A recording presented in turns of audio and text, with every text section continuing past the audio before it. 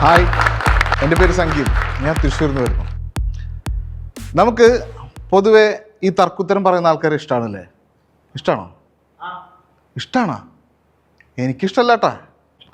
നിങ്ങൾ 2K kids ആണോ അതോ എന്നെ പോലെ 90 കിഡ്സ് ആണോ? 2K. അപ്പോൾ ഈ കൗണ്ടർ വിജയിക്കാൻ വഴിയുണ്ട്. പേര് എന്നോട് ചോദിക്കി.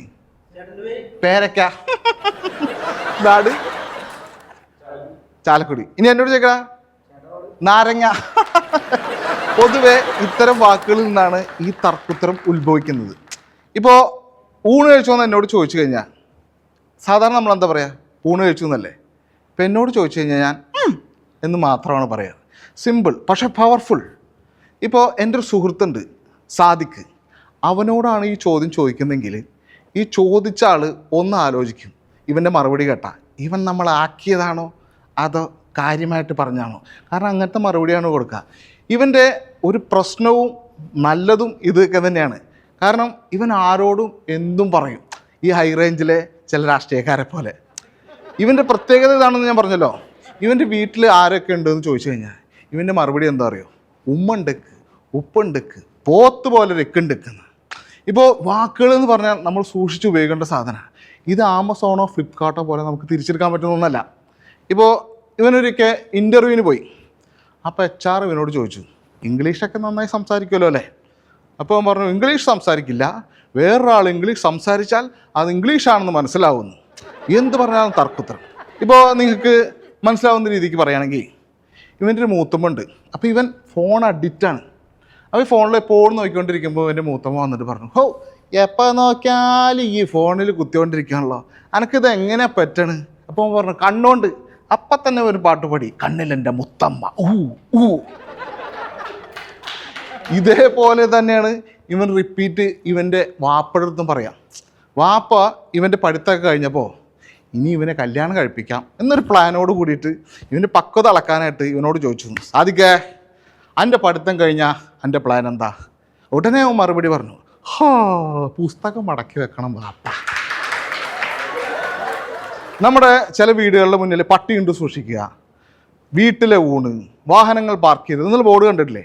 പക്ഷേ ഇവൻ്റെ വീട്ടിലെ ബോർഡിനും ഒരു ഭീഷണിയുടെ ദ്വരാണ്. ഇവൻ പറയുന്നത് എങ്ങനെയാ വെച്ചാൽ, ഈ ഗേറ്റിന് മുന്നിൽ വാഹനങ്ങൾ പാർക്ക് ചെയ്യരുത്, അടുത്തെങ്ങും പഞ്ചറൊട്ടിക്കുന്ന കടയില്ല. അങ്ങനെ ഇരിക്കുമ്പോഴാണ് മട്ടാഞ്ചേരിയിൽ നിന്ന് ഇവൻ്റെ മാമ വന്നത്. മാമയുടെ പേരെന്താ അറിയോ? ഹൈദ്രോസ്.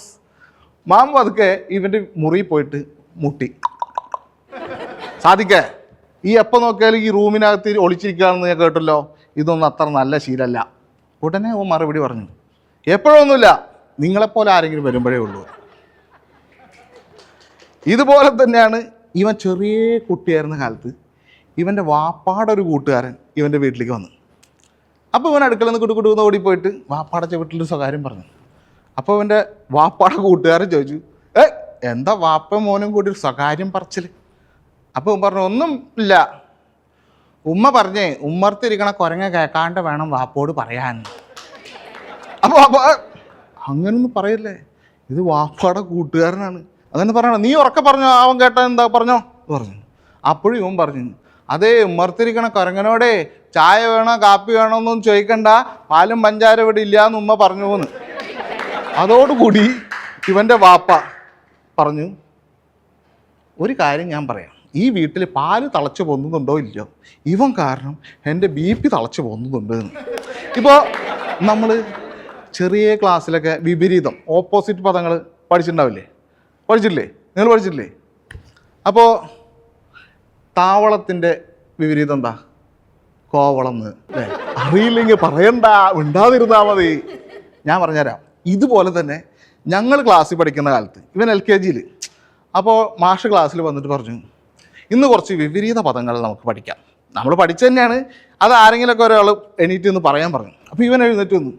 അപ്പോൾ മാഷിനോട് ചോദിച്ചു, എന്താ പറയണ്ടേ? അപ്പോൾ മാഷ് ആലോചിച്ചിട്ട് മാഷിൻ്റെ കഷ്ടകാലത്തിന് മാഷ് പറഞ്ഞു, അതിപ്പോൾ എന്താ വല്ല ബോർഡ് കീടുന്നോ മേശ കീശാന്നോ അങ്ങനെ എന്തെങ്കിലുമൊക്കെ പറയടാ. അപ്പോൾ ഇവൻ എഴുന്നേറ്റ് പതുക്കെ ഇവൻ പറഞ്ഞു, സ്കൂൾ കിസ്കൂൾ, പുസ്തകം കിസ്തകം, പരീക്ഷ കിരീഷ. മാഷ് അപ്പോൾ അതോടുകൂടി പറഞ്ഞു നിർത്തിക്കോ നിന്റെ വിപരീത പദം. മാഷ ഒരെണ്ണം കൂടി ഉണ്ട് മാഷ എന്ന് പറഞ്ഞു. ശരി പറ എന്ന് പറഞ്ഞപ്പോൾ പറഞ്ഞു മാഷ് കീഷ്.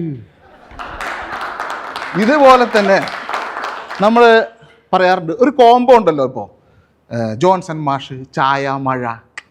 അപ്പോൾ ഇവൻ്റെ വീട്ടിൽ ഇവനും ഇവൻ്റെ വാപ്പയും കൂടി TV കണ്ടുകൊണ്ടിരിക്കുക. അപ്പോഴും ഇതുപോലെ പുറത്ത് മഴയുണ്ട് ചായയുണ്ട്. പക്ഷെ ജോൺസൺ മാഷിന് പകരം AR റഹ്മാനാണെന്ന് മാത്രം. പാട്ട് വന്നപ്പോൾ ഞെട്ടി. കട്ടിപ്പൂടിടാ കണ്ണാള കണ്ടപാടി കട്ടിപ്പൂടിടാ. ഉടനെ വാപ്പവനോട് പറഞ്ഞു എന്താ നമുക്ക് നോക്കിയിരിക്കുന്നത്, കണ്ണു പൊത്തറ. ഇവൻ ചാടി എന്നിട്ട് വാപ്പാടെ കണ്ണു പൊത്തി. വാപ്പ ആശാ പറഞ്ഞത് ഇവൻ്റെ ഉള്ളിൽ ഒരു ആഗ്രഹം ഉണ്ടാവുമല്ലോ. ഇവൻ്റെ കൂടെ നമ്മൾ പുറത്ത് പോവുകയാണെങ്കിൽ നമ്മൾ ശരീരം ഇരുമ്പാക്കിയിട്ട് വേണം പോകാൻ. കാരണം ഇവൻ കാന്തം പോലെയാണ്, അടി എവിടെ നിന്നായിരുന്നു വാങ്ങുക എന്ന് പറയാൻ പറ്റില്ല. ഒരിക്കൽ ഇതേപോലെ ഒരു മഴക്കാലത്ത് ഇവന് TT എടുക്കാനായിട്ട് ആശുപത്രി പോയി. അപ്പോൾ തിരിച്ചു വരുമ്പോൾ മഴ ആയതുകൊണ്ട് ഞങ്ങൾ ആ ആശുപത്രി വരാന്തരം അവിടെ അങ്ങനെ നിന്നു. അപ്പോൾ ഒരു പാവം മനുഷ്യൻ അതിലെ വന്നിട്ട് ഞങ്ങളോട് ചോദിച്ചു ഈ പ്രസവ വാർഡിലേക്ക് എങ്ങനെയാണ് പോകേണ്ടതെന്ന്. ഉടനെ അവൻ പറഞ്ഞു ഗർഭമായിട്ട് പോയാൽ മതി ചേട്ടാ. അയാൾ ഒരു പാവം മനുഷ്യനായതുകൊണ്ട് ഞങ്ങളെ തല്ലിയില്ല, മുഖത്തേക്ക് തുപ്പിയുള്ളൂ. ഇപ്പോൾ ഇവൻ്റെ വീട് വലിയ വീടാണ്. പക്ഷേ ഒരു പണ്ടത്തെ കാലത്തൊന്നും ഇവൻ്റെ വീട് ഇത്ര വലുതല്ല, ചെറിയ വീടും. മതിലിന് പകരം വേലിയാണ്. അപ്പോൾ വേലിയുടെ അപ്പുറത്ത് ആരോ കുനിയുന്നത് ഇവൻ ഉമ്മർത്ത് നിന്ന് കണ്ടു. അപ്പോൾ ഇവൻ ഉറക്ക ഓളിയിട്ടു. ഏത് നാറിയാടാ അപ്പുറത്ത് ഇരുന്ന് മൂത്രമൊഴിക്കുന്നത്, എനിക്ക് പോടാ. അപ്പം നോക്കുമ്പോൾ ഇവൻ്റെ കുഞ്ഞപ്പ അടുത്ത് വന്നപ്പോൾ ഇവന് മനസ്സിലായി പ്രശ്നമായിന്ന്. ഇവൻ ഉടനെ കുഞ്ഞപ്പോട് മാപ്പ് പറഞ്ഞു. കുഞ്ഞപ്പ ക്ഷമിക്കണം, ഞാൻ ആളറിയാതെ പറഞ്ഞു പോയ, ഞാൻ വാപ്പയാണെന്ന് കരുതുന്നു. സത്യം പറഞ്ഞാൽ ഈ തർക്കുത്തരം എന്ന് പറയുന്നതുണ്ടല്ലോ, വേറൊരാൾ നമ്മളോട് പറയുമ്പോഴാണ് നമുക്ക് തർക്കുത്തരമായിട്ട് ഫീൽ ചെയ്യുക. പക്ഷെ നമ്മൾ വേറൊരാളോട് പറയുന്നെങ്കിൽ മാസ് ഡയലോഗ്. Thank you.